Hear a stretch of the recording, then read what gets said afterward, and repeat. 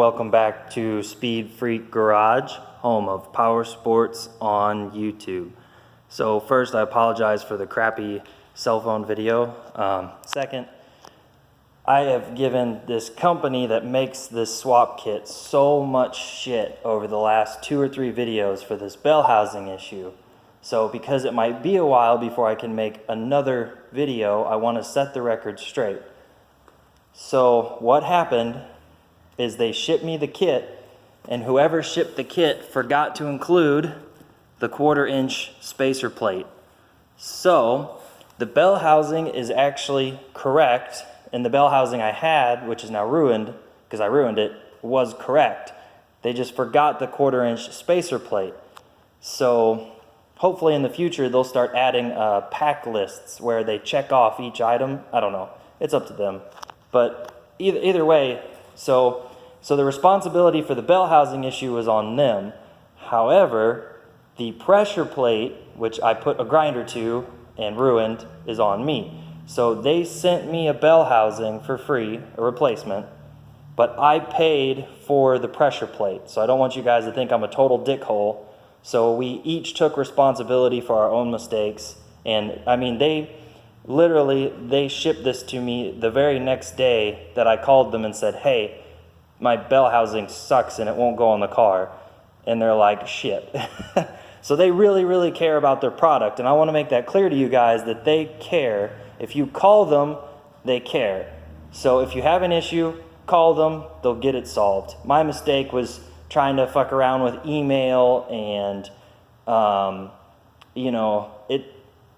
So, give them a call and they'll fix your problem right away. So hopefully whenever our co-driver, Brandon, is available, he will help come back and help us get the engine in. The problem is the engine is not in the car. So we have to get the engine off the stand. We have to get the new pressure plate aligned to the disc, clutch disc, right?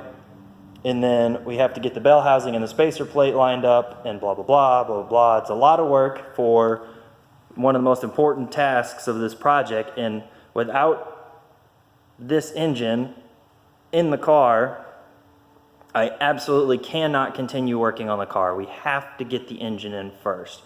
And one of our goals is to half-ass wire the engine and half-ass install a fuel pump and fire the engine and make sure the fucking engine works before we go through all the trouble of getting the car hardwired and electrical and fuel. And there's no reason to do that if the engine's fucked up, because I built the engine myself and it's my first engine. So anyway, thank you guys for watching. I hope I was able to set the record straight, which is I still recommend these guys. This bell housing is a one-piece custom-made solution with the spacer plate.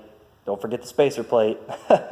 So I hope that clears things up. So if you guys are looking for your 944 swap, then I think these guys are the way to go, because the only issue I've really had is this bell housing, and it turns out it was just a little clerical error, and then my stupidity for putting a grinder to the pressure plate.